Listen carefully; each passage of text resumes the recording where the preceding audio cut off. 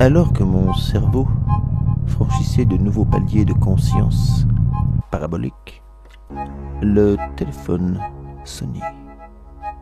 Non, sonna. Ouais, pardon, 2 secondes. Qu'est-ce que c'est? Contrôle? C'est votre téléphone, Dutch, il sonne. Allô? Ah, c'est toi? Ah, t'es con. Ouais. Ah, pourquoi tu m'appelais? Ah, d'accord, ouais. Un quoi? Un œuf? Un œuf de quoi? Ah, c'est un gros œuf en fait. Oh, ah, ah d'accord. Ah putain. Jean-Mi, j'en étais sûr.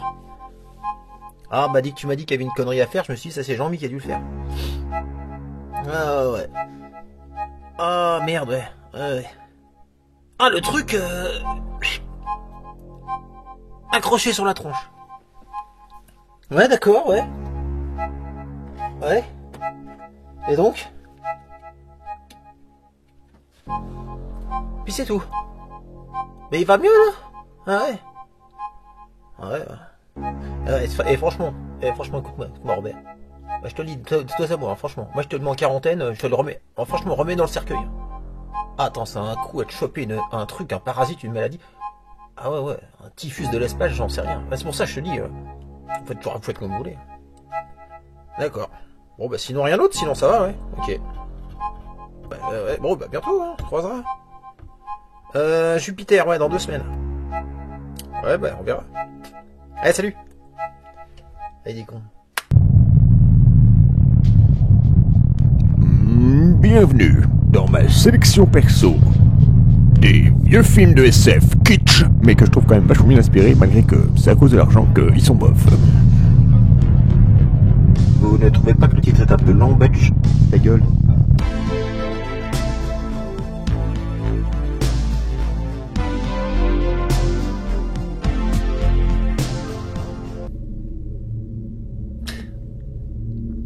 Tu sais, j'ai entendu les gens disaient ouais, tu dis trop de mal des films en fait. T'es méchant avec les films. Parle de films que tu aimes. Non, c'est ce qu'on m'a dit. Pour changer, j'ai parlé de films que j'aime bien. C'est pas des chefs-d'œuvre. Certains font un peu cheap, hein. Ils ont des budgets un peu pourris. Alors c'est normal que les SF sont un peu pourraves pour l'époque. Et je trouve qu'ils sont pas assez connus à mon goût parce qu'ils recèlent de bonnes idées. Genre de film qui mériterait des remakes. Tu vois un petit peu à la Solaris de Tarkovsky, quoi, qui avait été revisité avec un Soderbergh en pleine forme. Ces 6 films qui parlent qui ont un point commun, ils parlent tous les 6 d'intelligence artificielle. Premier film, Daryl. Alors c'est sorti en 85, hein, c'est le réalisateur de Crocodile Dundee. Le rôle principal est tenu par le même qu'il y avait dans l'Histoire sans fin. Hein, le petit Bastien. Bah c'est lui. Ça raconte l'histoire d'un enfant élevé en laboratoire, hein, une espèce de bébé éprouvette dans lequel on a mis une puce électronique pour qu'il devienne super omnipotent, quoi. Il sait tout faire. Il peut regarder 12 télés en même temps, jouer du piano en 2 secondes, et accessoirement il sait aussi piloter les avions de chasse. Alors au niveau du scénario d'intelligence artificielle, on a là cette fois un scénario assez intéressant. C'est un humain déshumanisé qui va se réhumaniser parce qu'il va être placé en famille d'accueil après son évasion dès le début du film. Voilà, je vous raconte pas toute l'histoire, mais en gros c'est ça. Une bonne réflexion sur les problèmes éthiques que posent les expériences sur les humains. Voilà, accessoirement. Pour finir, je dirais que pour les fans de Stranger Things, hein, cette série qui nous plonge dans les années 80 avec des enfants qui ont été bricolés par des militaires, là on est en plein dedans. Je vous conseille de regarder ce film parce que pour le coup il est de 85, véritablement celui-là. Et c'est exactement la même histoire. Donc en matière de découverte, pourquoi pas un remake. On va passer au deuxième film. Contrôle, tu peux mettre un peu de chauffage là, putain, c'est quoi là? C'est l'hiver astral ou quoi? Et c'est vous-même qui avez débranché le chauffage pour faire fonctionner la machine à cappuccino. Ouais, bon. Deuxième film, Demon Seed. Hashtag Génération Proteus. C'est le titre en français, que je trouve pas mal, hein, parce que bon, la semence du démon, ça vous spoil la fin du film. Bon, c'est un film qui date de 77. Ça commence à être vieux, ça a été fait par un mec que je crois qui a rien fait d'autre d'intéressant. À la base, c'est inspiré d'un roman. Alors le scénario est pas très original, en fait, quand on y réfléchit, puisqu'en fait, c'est l'équivalent d'une espèce de Skynet. Un programme militaire, quoi, qui va être débranché par les militaires dès lors qu'ils se rendent compte qu'ils développent une certaine volonté personnelle, une certaine conscience et une certaine indépendance. Ils ont peur que ça leur échappe. Ils sont quand même vachement plus intelligents que les mecs dans Terminator. Eux, ils le coupent avant. Ouais. Donc le robot, il veut pas mourir, comme d'habitude. Ça, c'est classique jusque-là. Et il va donc se télécharger par le seul câble qui existe en dehors de la base militaire, à savoir le câble qui mène jusqu'au terminal, la maison du scientifique en question. Et dans la maison est entièrement automatisée, fenêtre, tout marche par contrôle ordinateur. Il y a la femme du scientifique. Et l'essentiel du film va tourner autour de cette séquestration, où la femme se retrouve donc piégée dans sa propre maison, avec un robot qui va se matérialiser sous différentes formes, et qui a quand même pour but final d'avoir un enfant. Un robot. Avec une femme. Donc on a le programme informatique, le coup classique du programme informatique qui ne veut pas être débranché. Là où je trouve qu'il est, même si les effets spéciaux font cheap, parce qu'on est en 1977, et c'est clair que bon, c'est pas GG, on a quand même une forme de robot qui est originale, hein, je vous invite à le voir rien que pour ça. Forme de robot qui vous fera certainement penser, pour ceux qui ont vu Interstellar, au robot TARS, c'est-à-dire c'est une forme non humanoïde, plutôt cubique, chelou, tu vois. Et c'est ça que j'aime bien, c'est qu'on nous invite à penser comment le robot se projette lui-même dans un corps. Et cerise sur le gâteau, si vous voulez voir une femme se faire violer par un robot, accessoirement, ce film peut vous proposer des... There is the demon seed. Fear for her. Troisième film, Saturne 3.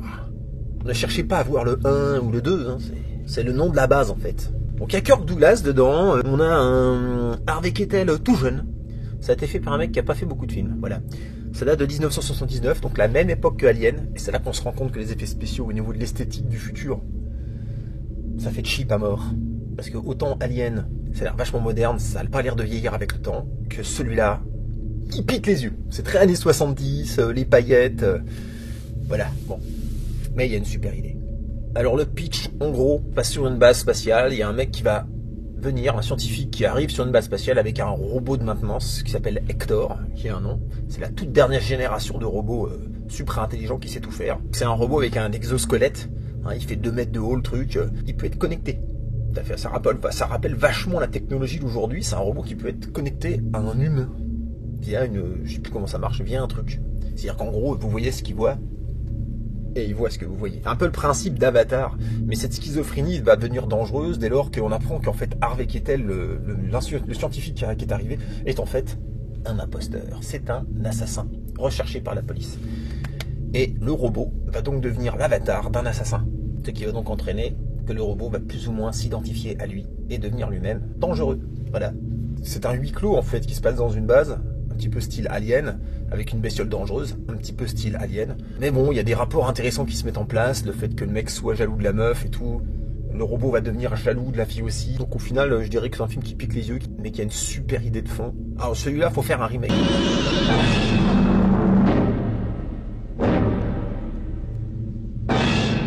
Oh, le 4e film s'appelle Short Circuit. Ceux qui l'ont vu savent que ça peut faire un peu cucu. C'est quand même un film avec un scénario plutôt pour les enfants. Mais en termes d'intelligence artificielle, je devais en parler. C'est un film un petit peu oublié, date de 86 lui aussi. C'est plutôt une comédie, il faut reconnaître. Hello, bozos! Benjamin! Oh, come here, give me a hug. Oh, it's so good to see you! Voilà. Alors, à l'inverse des 2 films avant, cette fois, on a un robot sympa. Il s'appelle Johnny 5 et c'est un robot militaire. L'armée en a fait plusieurs. Et il y en a un qui est frappé par la foudre, d'où le titre en anglais, Short Circuit. Et il va développer une conscience et des émotions. L'action, elle n'est pas punchy comme aujourd'hui. On est dans les années 80, donc ça peut paraître vraiment mou. Les effets spéciaux, il n'y a pas de FX autre que le robot, donc on s'en fout pas plein la vue. Vous passez ça aujourd'hui à des jeunes, ils vont se faire chier. C'est quand même de bonnes choses dedans, à savoir que c'est assez rare, mais on a pour la première fois un robot qui est vraiment interprété par un robot complètement. C'est un robot à échelle du robot. Il n'y a pas un humain dedans, c'est pas une maquette plus petite, c'est un vrai robot complet. Ce robot a gagné un prix, un Grammy Awards ou un truc dans le genre pour le FX. Et cerise sur le gâteau, pour ceux qui ne le savent pas, Johnny 5 a inspiré directement le robot Wall-E. Il suffit de regarder les 2 images, c'est juste les 2 mêmes. Hein. Voilà. Je pense que c'est Pixar qui a rendu hommage à Johnny 5, qui était plutôt rigolo. Vous voyez, attachant quand même pour l'époque. Moi je me souviens de l'avoir vu jeune, j'avais bien aimé quoi. Mais... 5e film. Oh. Star Trek. Le film. Après 13 ans d'existence, la série Star Trek fait son premier long métrage en 79, appelé Star Trek, le film, avec tout le Scott, Monsieur Spock, tous les mêmes acteurs, tout nickel. Voilà. Donc ce serait le développement de l'épisode The Changeling, d'un épisode de Star Trek en plus long. Si on regarde la fiche technique, c'est un film à énigme. Alors, qu'est-ce que c'est que l'histoire? Alors, l'histoire est pas mal. C'est d'ailleurs une de mes histoires préférées. Donc, les stations et les vaisseaux se font absorber par une force implacable et inconnue. Pas de revendication de Daesh, pas de Wallah Wakbar, rien.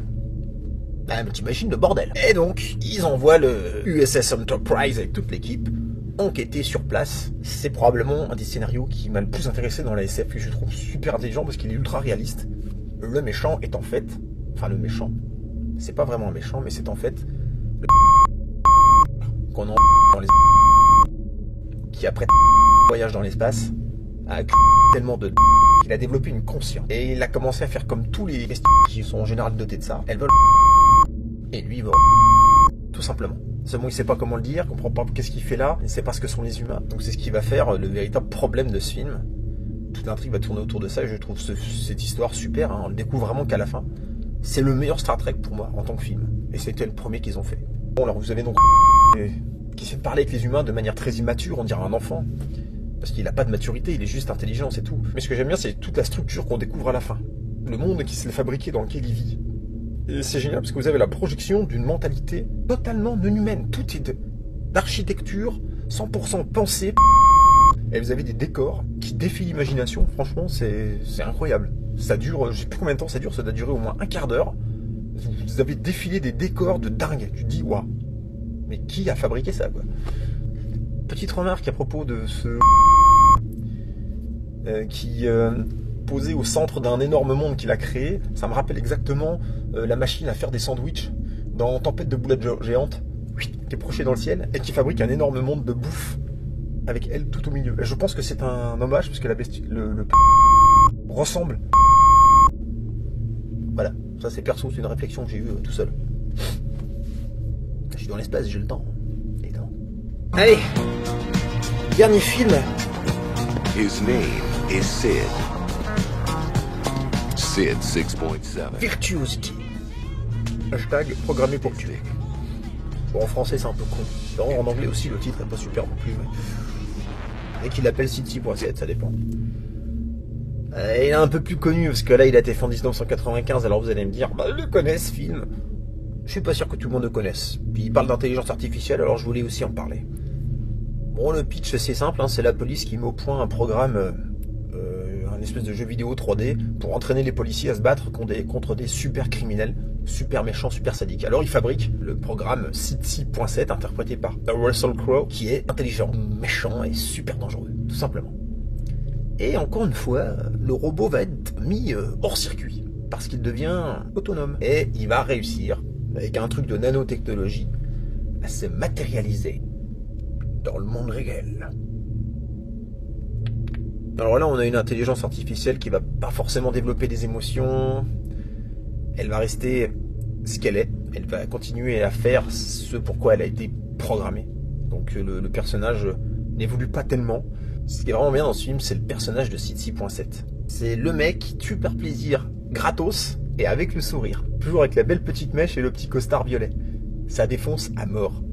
Pour ceux qui sont fans de Russell Crowe, c'est le film à voir. Je crois que c'est probablement le film où il est le plus charismatique. Franchement, il est en roue libre. Et ça fait plaisir. Them or me. That's reality for you. Bon. C'est pas tout, mais... J'ai dit trop de bien, là. Je me sens pas... Contrôle, qu'est-ce que t'en penses? J'étais trop gentil là, j'étais trop de bien, la prochaine faut que je sois méchant. Trop de gentillesse et de délicatesse. Ouais, il y a beaucoup de films qu'on oublie, c'est triste. Donc en conclusion, je dirais, bah voilà, si vous avez un petit peu de temps à perdre, essayez de voir ces films. Allez. Fin de communication.